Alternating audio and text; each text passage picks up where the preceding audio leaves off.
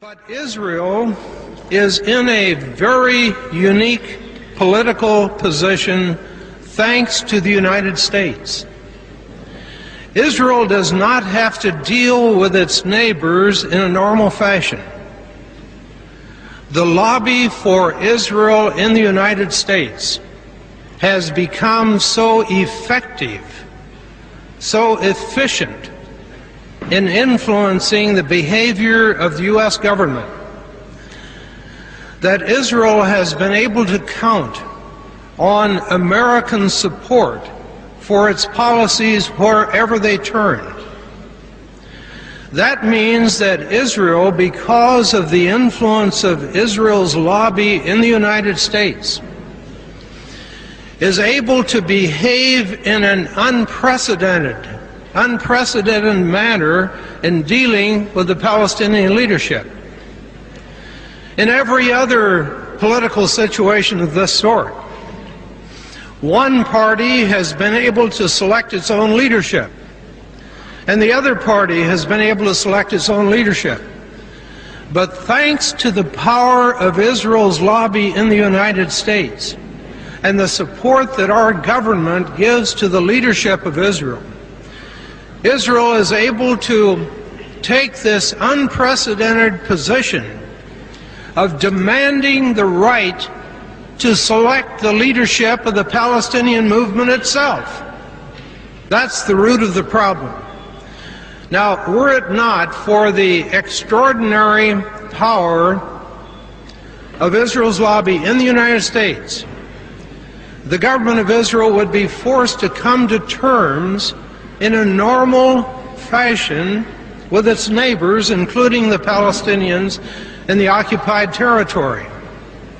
But as long as Israel can depend upon the uncritical, undivided, powerful financial, military, economic, and moral support of the United States, it does not have to behave in a normal fashion.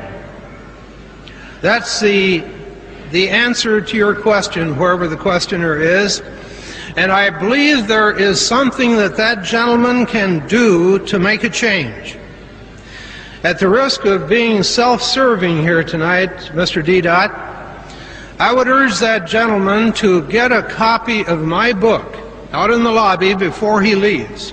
My book is entitled They Dare to Speak Out. It tells exactly how Israel's lobby has been able to attain this enormous control over the policies of the U.S. government. And if that gentleman would get a copy of that book and read it, and then mail it to someone he knows in the United States, he will help to bring understanding among the people of the United States about how U.S. policy in the Middle East is made. Because despite our enormous potential for communication, despite our books, despite our magazines, our newspapers, the American people simply are in ignorance about how U.S. policy is made. They really don't know about the power of Israel's lobby, and each of you here tonight can help to awaken their interest in this subject, to provide them information, to give them inspiration to help break this enormous grip that Israel's lobby has on the U.S. government. The first, I believe, is why has the United States become the slave of the State of Israel? Does that summarize the question?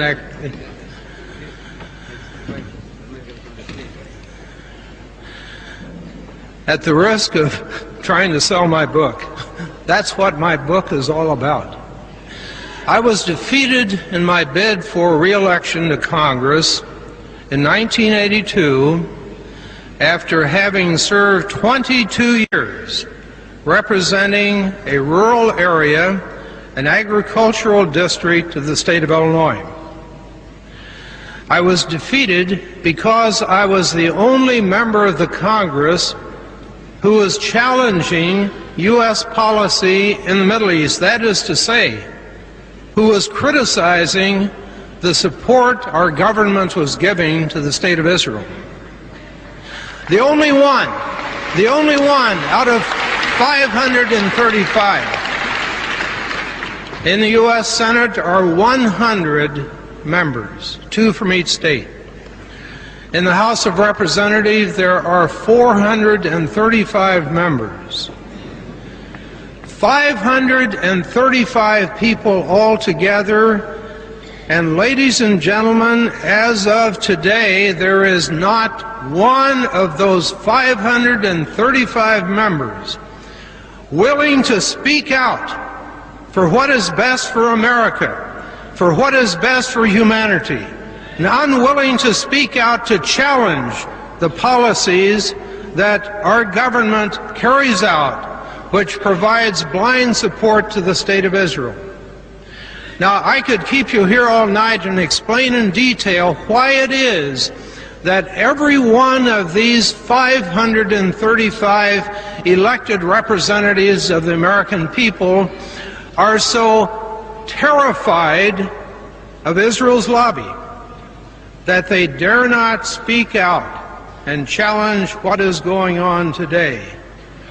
One would think that given the terrible brutality that is visited every day of the year against the poor Palestinians in the occupied territory, that the American congressmen, the American senators would be lined up 50 deep every day in their chambers to speak with outrage and anguish about what was going on in the occupied territory.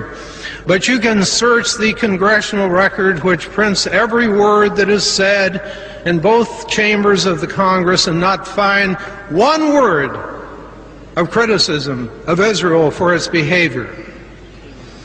In a nutshell, it is because the American congressmen are afraid of the power of Israel's lobby. They are convinced that if they challenge the lobby, they will pay a price next election day, and politics is survival. They all want to be reelected. Now, why are they terrified? Don't they hear from their constituents who are concerned about what happens in the occupied territory? The truth is, most of the American people today are asleep. They don't know what's going on. They're worried about their own pocketbook, their own job, their own family, their own neighborhood, their own city, their taxes. They don't give much attention to what's going on in the Middle East. And they do not realize, as this gentleman's second question suggests, that the price they will ultimately pay for their blind support of Israel's military policies may be a terrible price indeed. It's eating away